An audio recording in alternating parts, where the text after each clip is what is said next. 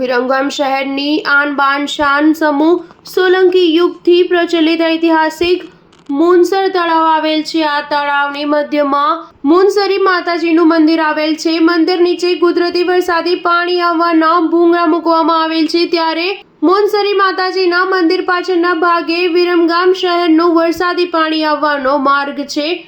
પુરાતત્વ ખાતું, ઇરિગેશન વિભાગ, સ્થાનિક તંત્રની ઘોર બેદરકારી અને લાપરવાહીના કારણે વરસાદી પાણી આવવાના માર્ગમાં ઉગી નીકળેલ જાડી ઝાખરા, જંગલી ઘાસ હજી સુધી સાફ સફાઈ જવાબદાર તંત્ર દ્વારા ચોમાસા પૂર્વે કરવામાં આવી નથી। ચોમાસાનો વિધિવત પ્રારંભ થઈ ગયો છે। જવાબદાર તંત્ર દ્વારા સાફ સફાઈ કરવામાં આવે તો ચોમાસા દરમિયાન વરસાદની પાણીથી છલોછલ તળાવ ભરાઈ જાય। પુરાતત્વ વિભાગ અને સ્થાનિક તંત્ર આ બાબતે દુર્લભ ફેરવી રહ્યું છે।